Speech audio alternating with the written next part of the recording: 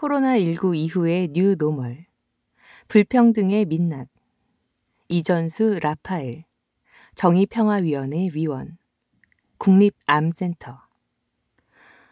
코로나19 바이러스 팬데믹은 2020년 한 해를 정지시켰다.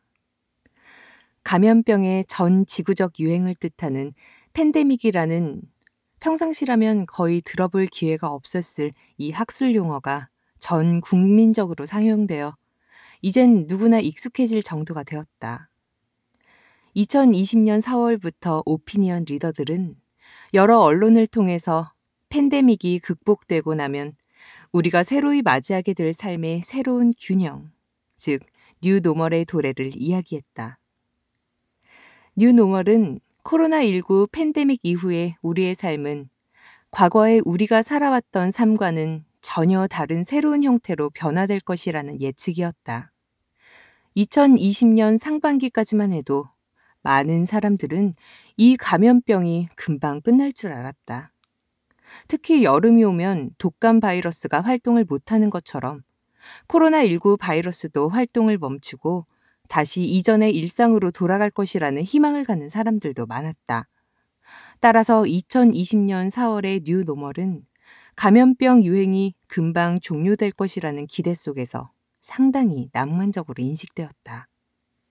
그러나 오히려 가을에 접어들면서 1, 2차 유행을 잘 버텨냈던 아시아에서도 코로나19 바이러스가 재유행을 하면서 특히 일본에서는 작년 12월까지 매일 최대 규모의 확진자가 발생하기도 했다.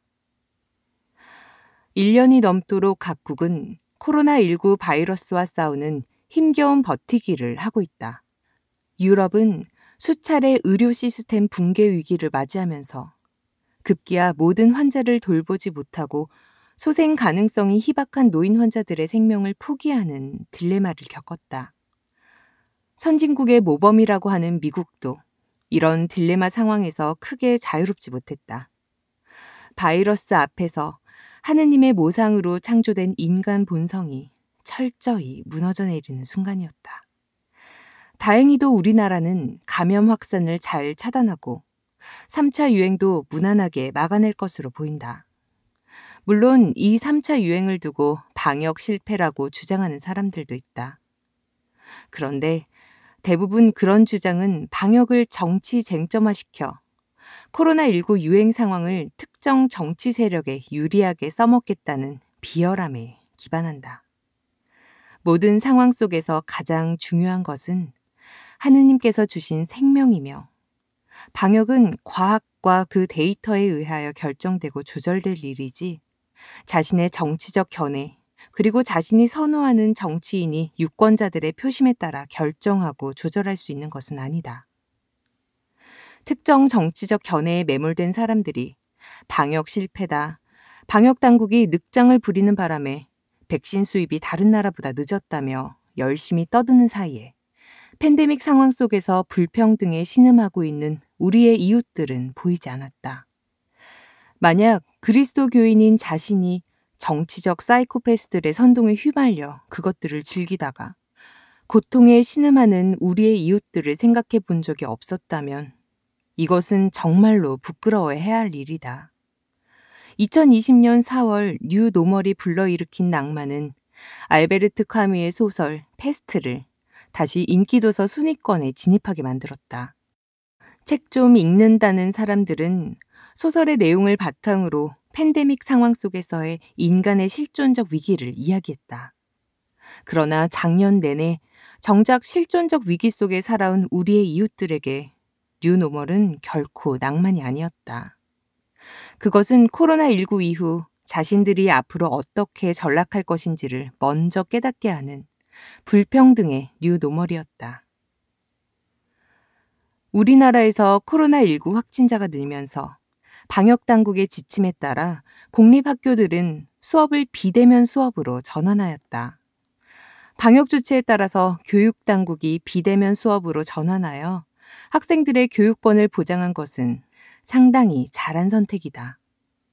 그런데 교육당국은 비대면 수업을 통한 수업권의 보장이 소득계층에 따라서 달리 나타날 것이라고는 예상하지 못한 것으로 보인다. 학교가 문을 닫게 되면서 저소득층 아이들에 대한 공적 돌봄도 사라졌다. 저소득층 부모의 입장에선 당장 생계 문제를 해결해야 하기 때문에 학교에 등교하지 못하는 자녀들을 낮 동안 보살펴줄 여력이 없다.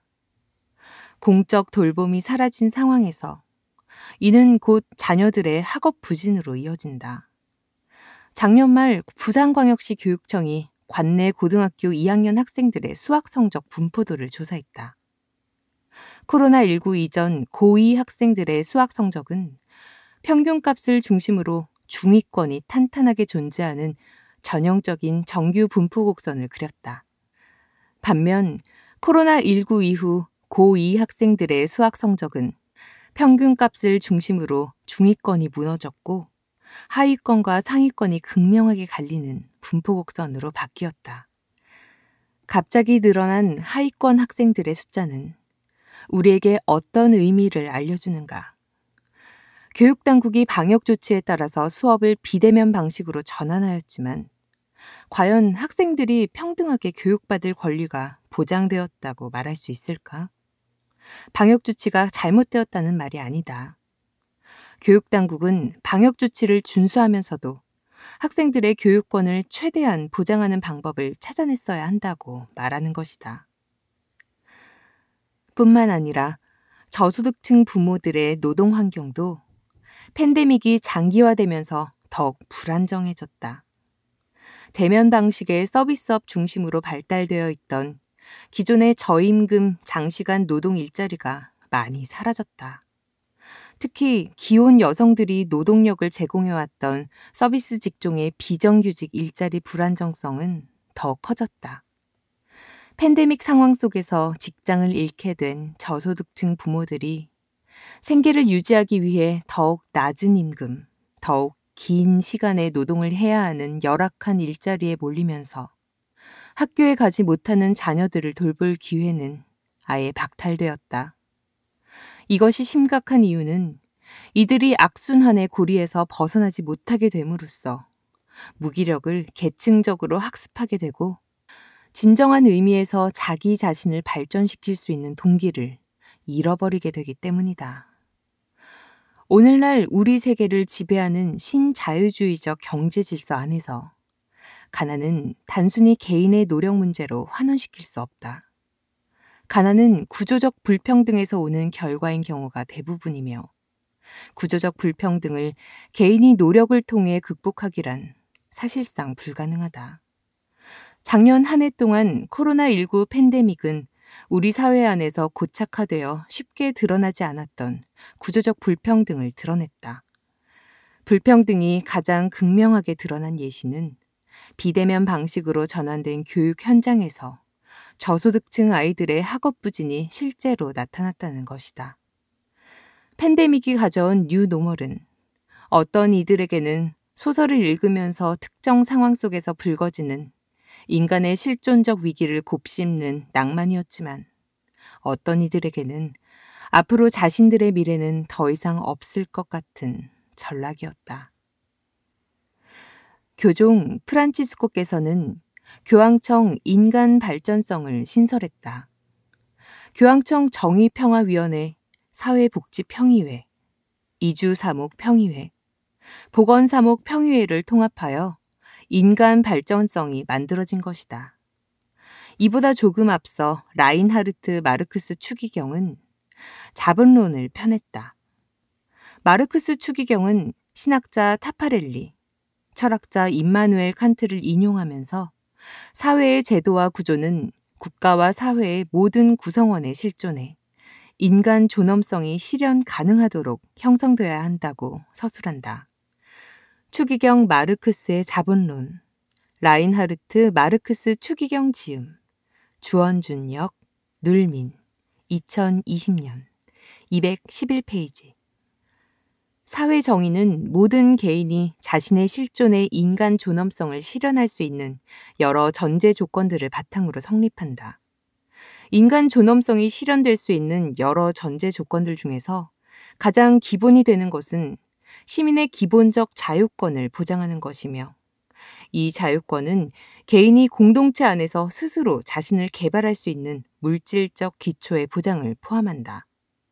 만약 개인이 필요한 물질적 기초를 스스로 마련하지 못할 경우에는 사회적 연대를 통해서 도움을 받을 수 있다. 교종께서는 교회가 스스로 물질적 기초를 만들어내기 어려운 상황에 처한 이웃들에게 사회적 연대를 통하여 하느님 안에서 진정한 의미의 인간 발전을 이룰 수 있도록 보조적 역할을 할 수 있는 구체적 방법들을 모색하려고 하신 것은 아니었을까? 2020년 4월 한국 천주교회 역사상 처음으로 교우들과 함께하는 예수부활 대축일 미사는 코로나19 감염병 확산으로 봉헌되지 못하였다. 그 이후로 한국 천주교회는 교구별로 방역당국의 조치에 따라서 교우들과 함께하는 미사를 재개했다가도 중단하기를 반복했다. 많은 사람들이 코로나19 이후 신자 수가 부쩍 줄어든 교회의 미래를 암울하게 내다봤다.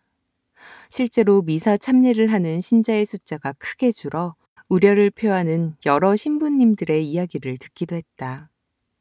비대면 사회교리 교육에 대한 수요를 충족하고자 최근 우리 교구 정의평화위원회는 유튜브 컨텐츠를 제작하기 시작했다.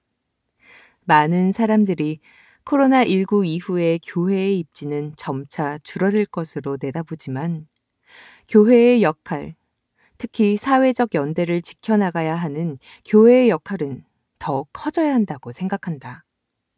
이런 이유에서 정의평화위원회의 영상 컨텐츠는 단순히 비대면 사회교리 교육 수요를 충족시키고자 하는 실험적 시도에서 멈추지 않고 우리 사회에 고착된 불평등의 뉴노멀을 따라가며 고발하는 르포르타주가 되길 바라며 제작을 하고 있다. 코로나19 팬데믹으로 드러난 불평등의 뉴노멀은 우리가 지속적으로 지켜보면서 해결 방법을 모색해야 하는 문제다. 우리는 그리고 교회는 이 문제의 해결을 위하여 어떤 답들을 내놓을 수 있을 것인가?